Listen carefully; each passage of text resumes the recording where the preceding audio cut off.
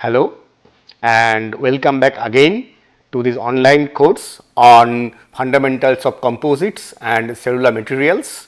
So, for the last few classes we are talking about mechanics of composite materials, and in the last class we have actually discussed about so basics of composite materials in terms of mechanics of composite materials we discussed, and then we discussed about unidirectional lamina, and in that if you are applying longitudinal tensile loading, then how would be the elastic modulus of the composite material and what would be the tensile stress of the composite material, that we discussed. So, in today's class we will continue with that, and then we will talk about some more topics on longitudinal tensile loading, and then we will move into transverse loading. Okay. So, in the last class we were discussing that we are talking about continuous fiber, and so continuous fibers means we have a composite material like this, where the fibers are aligned and they are continuous as well, and the loading was longitudinal. So, longitudinal tensile loading.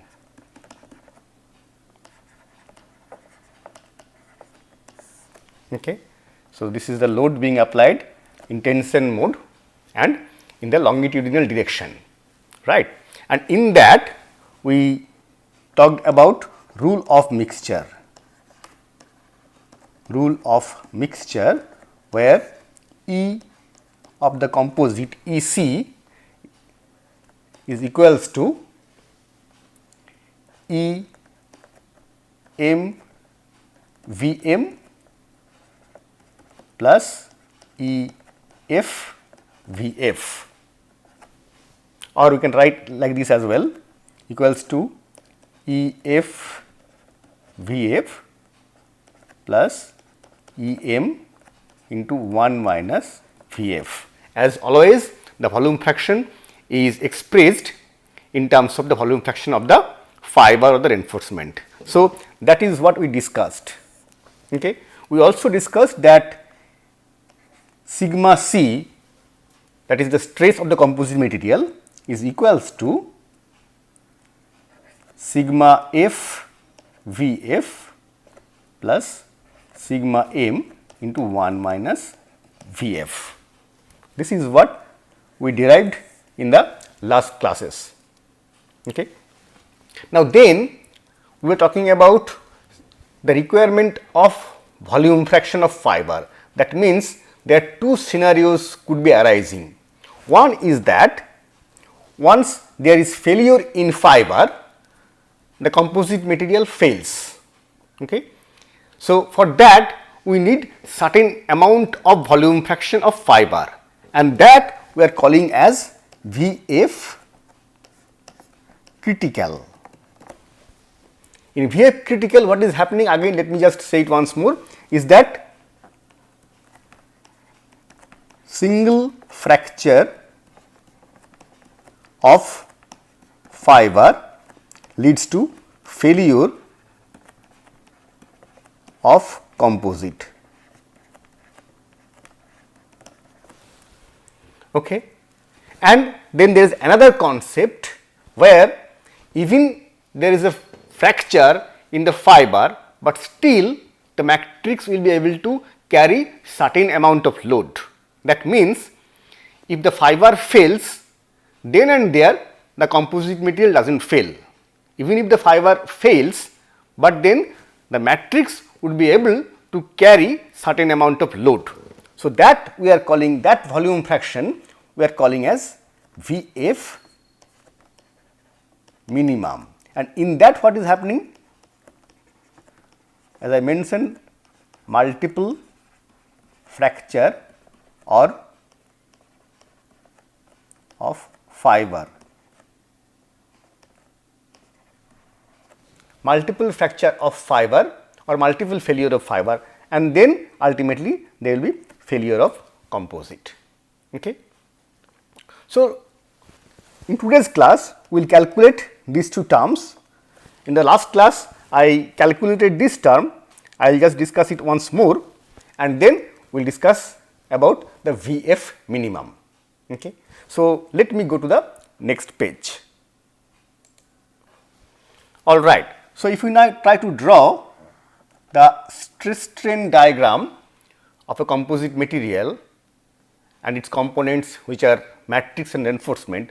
So, matrix would be something like this, and we discussed this in the last class. So, let us say this is our matrix, and in this we have strain, we have stress here in the y axis, okay. And then a fiber would be like this, and remember one assumption was there that both fiber and matrix or reinforcement and matrix would be acting perfectly elastic. That is the assumption we had in the beginning.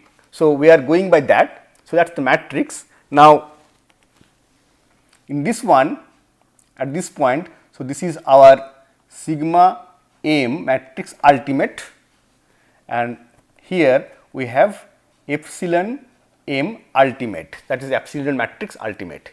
Similarly, we have here sigma fiber ultimate, and here we have epsilon fiber ultimate. Okay.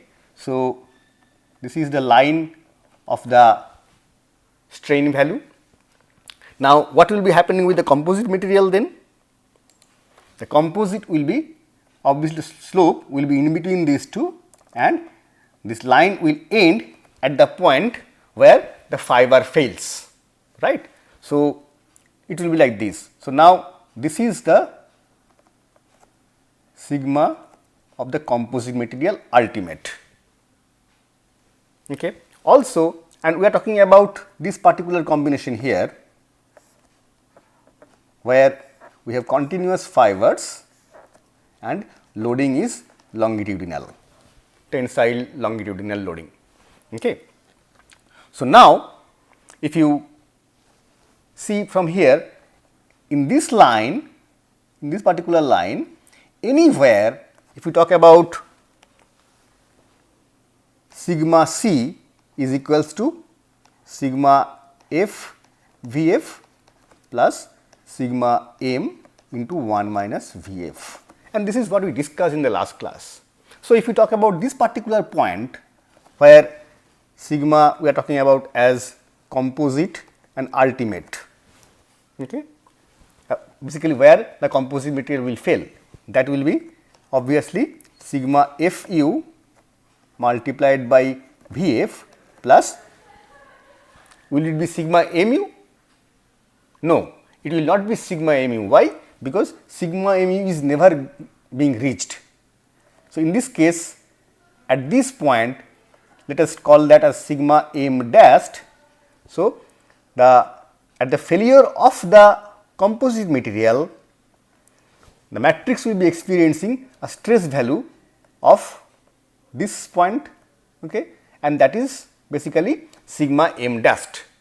Okay. So, then it will be sigma m dashed multiplied by 1 minus Vf. Now, coming back to the critical fiber volume fraction, which we are talking about as Vf critical. What is the condition here? The condition is that this is the minimum amount of volume fraction of fiber at which it will be, we will be calling it as effective reinforcement, and I will explain what do we mean by that. Effective reinforcement. What do you mean by effective reinforcement is that in this volume fraction of fiber, if the composite material is having this much of volume fraction of fiber, then this sigma mu, see ultimately the aim is what? That the composite materials sigma would be higher than sigma mu or at least equal to. Okay.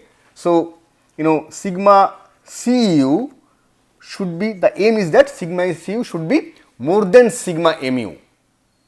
Okay. Or we can, for this case, we can consider that sigma Cu should be at least equals to sigma mu. Okay. So, now what is sigma mu? We have already got sigma F multiplied by Vf, and this is sigma Fu multiplied by Vf plus sigma m dash into 1 minus Vf, and that will be equals to what? Sigma mu. So, from here if we calculate, then what do we get? Vf is equals to sigma mu minus sigma m dash over sigma Fu minus sigma m dash, and that is the Vf critical. Okay.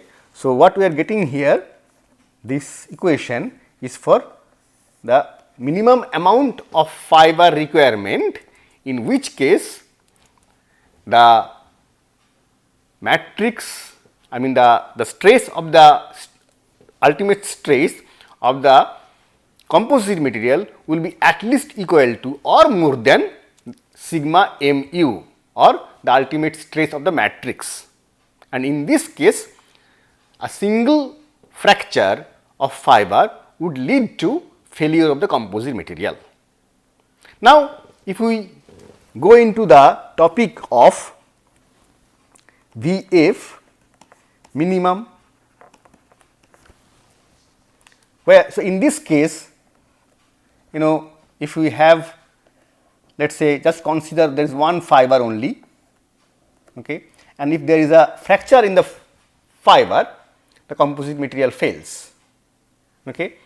But in reality, even if there is a fracture in the fiber, but in the matrix here would be able to carry certain amount of load still, the matrix does not fail then and there. Okay. So, in that case, if we try to calculate Vf minimum, so again sigma Cu remains same, but then this sigma mu term would be changed now. Why? Because now you can consider that there is no fiber in the composite material, because fiber has failed. Okay. So, if you consider that there is no fiber, that means what is the volume fraction of the matrix? That is 1 minus Vf. So, this sigma mu term will now change into sigma mu multiplied by 1 minus Vf, and that is equals to again sigma Fu Vf plus sigma m dashed into 1 minus Vf, right. And from there you can find out that Vf is equals to, ultimately it will come as sigma mu minus the numerator remains same sigma mu minus sigma m dash multiplied by, it will be you can see here sigma Fu minus sigma m dash will be there, and then minus it will be actually, then this comes, so it will be plus sigma mu. Okay. So, this is the Vf minimum. So, I hope now you understand the difference between Vf critical and Vf minimum. Let us try to plot that. Okay. And plotting means, what I am saying is that, let us say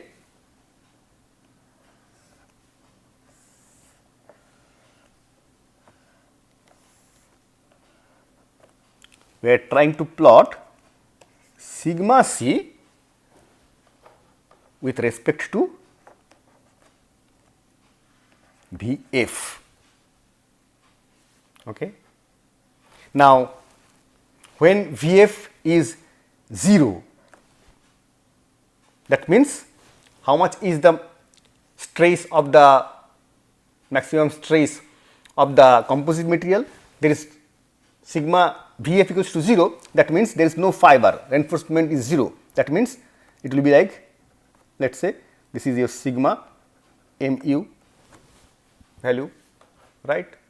Similarly, if Vf is 100% or Vf is basically 1, the value of Vf is 1, then again there is no matrix, but it is only fiber. So, then the stress of the composite material, the maximum stress of the composite material will be sigma Fu.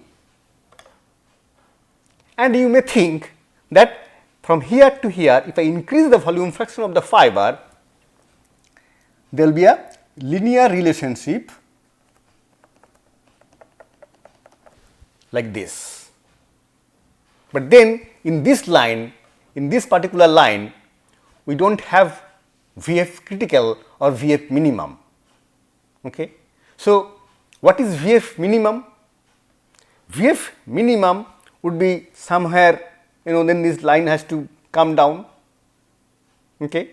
Or let us consider about Vf critical. Vf critical means the value of stress will be equal to sigma mu, and there will be certain volume fraction of Vf where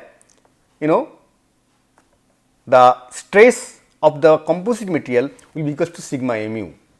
Now, what is that point? This point will be basically, you can consider here sigma m dashed. Okay. So, from sigma m dashed, if I draw a line like this, which is reaches here, and then basically this is the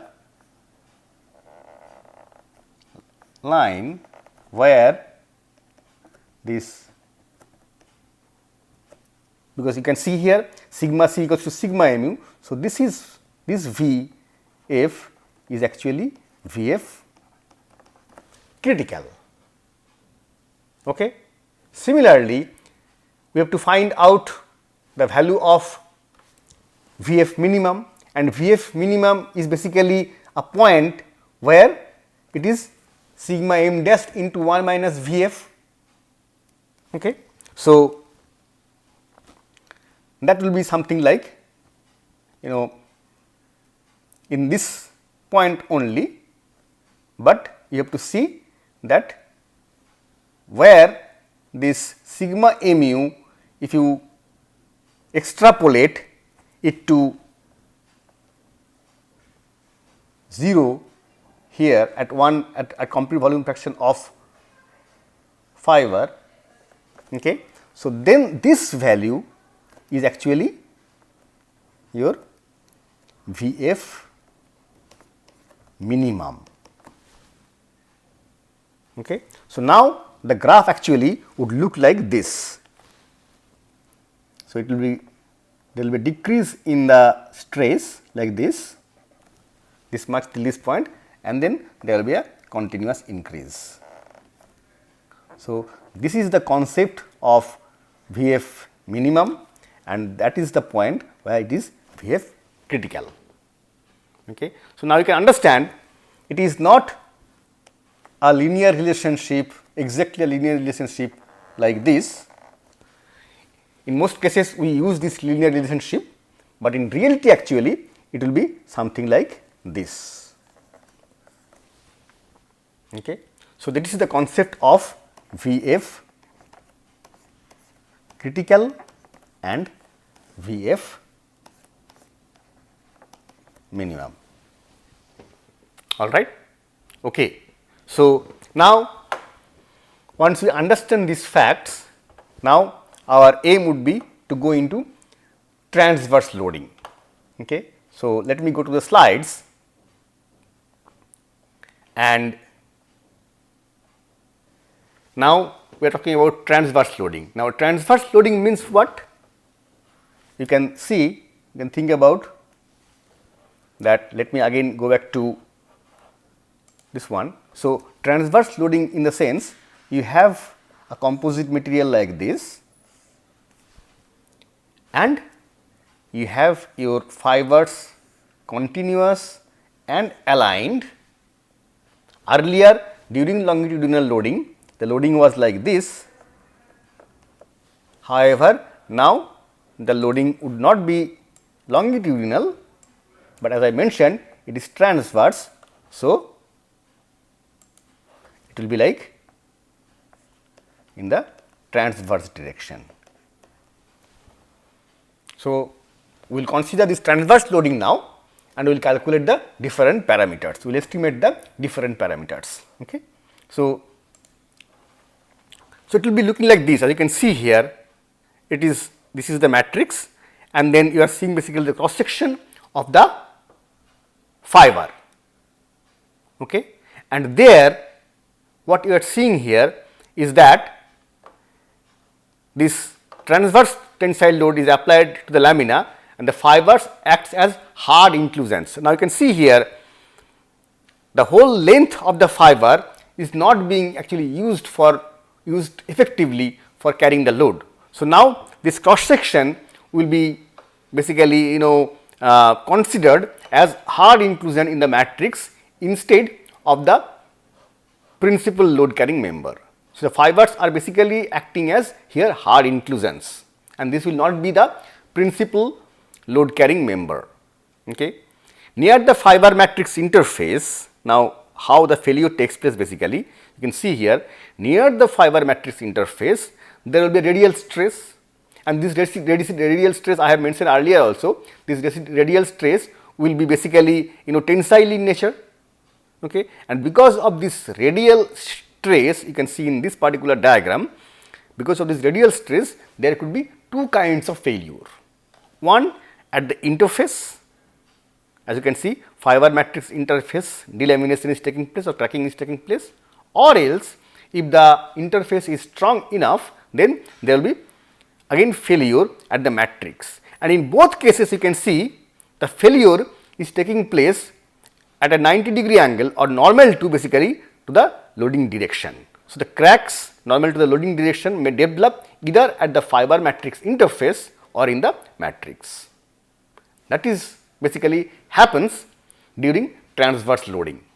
Okay. Now, let us try to calculate the various parameters when there is tensile transverse loading.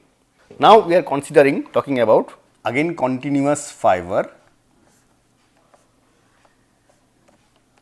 aligned continuous fiber and the loading is in transverse direction. So, continuous fiber, and when you have continuous fiber those are aligned obviously, okay, and the loading is now tensile obviously, tensile, and this is transverse as well.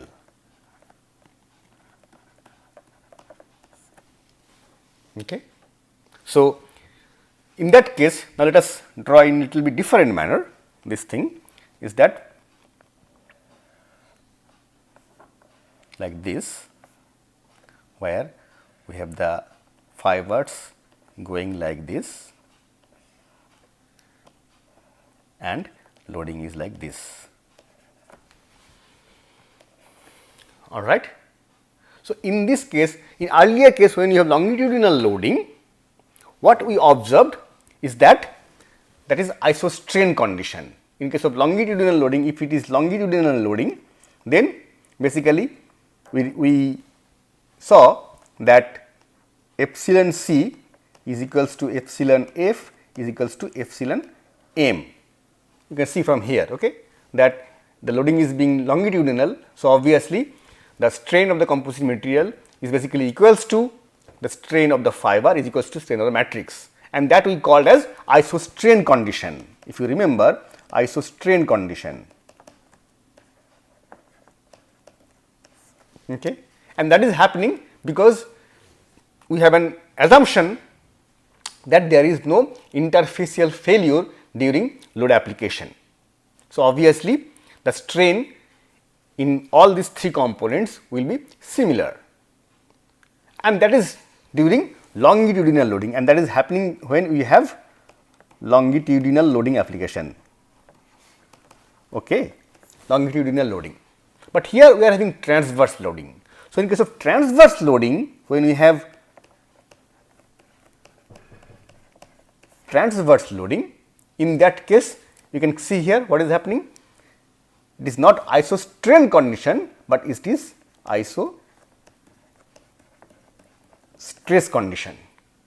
So, in that case sigma c, from here only you can see it, obviously the stress being experienced, that is the load over unit area is being experienced by the composite material is equals to the stress being experienced by the matrix is equals to stress being experienced by the fiber, and that is isostress condition, right.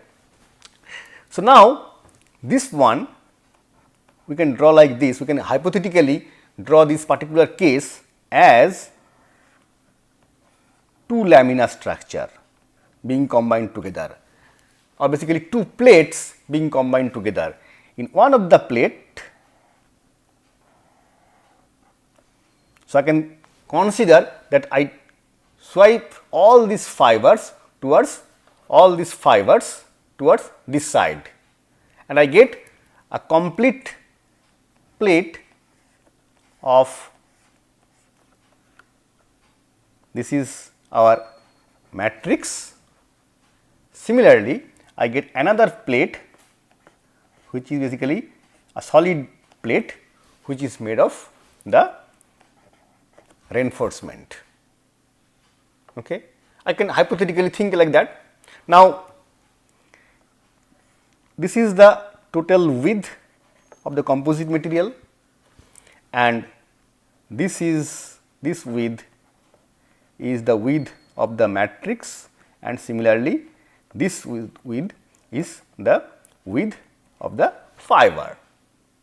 Okay. So, basically WC is equals to Wm plus Wf. If we consider that all the fibers I take in one side, and I can think about making two plates made of, one made of matrix, other one is made of reinforcement. Okay.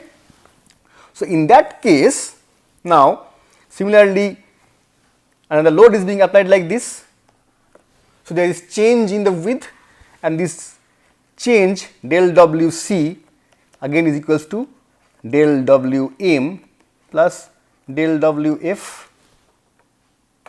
Now, if I write Wc in terms of strain, okay, so then what will be happening? What is Wc? Wc is basically del Wc is equals to Wc multiplied by the strain being experienced by the composite material, and that would be equals to again Wm multiplied by the strain which is being experienced by the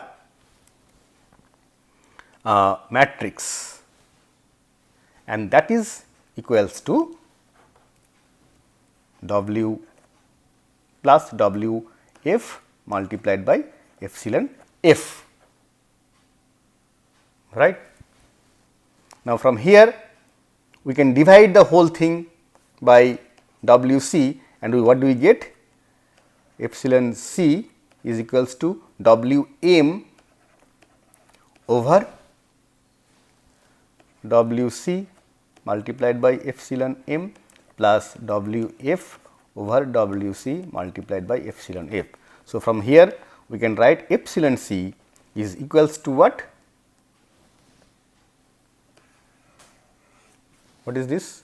Basically the volume fraction of matrix multiplied by epsilon m plus we get volume fraction of fiber multiplied by epsilon f. Now, this epsilon f we convert into modulus value.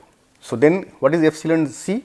Epsilon c is equals to sigma c over E c is equals to this one. So, V m multiplied by sigma m over E m plus V f multiplied by sigma f over E f. Now, the value of sigma c, sigma m and sigma f are equal. So, then from here we can write 1 over E c is equals to V, this is V m. So, V m and V m we can write as 1 minus V f. So, 1 minus V f over E m plus V f over E f. So, ultimately we get the modulus value 1 over E c is equals to 1 minus V f over E m plus V f over E f. Okay. So, now let us go back to our slides. So, we have discussed about these things, okay. And so, and from here actually from this ultimately transverse loading, in case that what we are seeing is that the transverse modulus increases non-linearly with increasing fiber volume fraction. Okay. It is not linear relationship. During longitudinal loading, we have seen that the modulus actually increases linearly with increase in fiber volume fraction, but in this case it is non-linear relationship. From the from this equation you can see it is a non-linear relationship. Okay.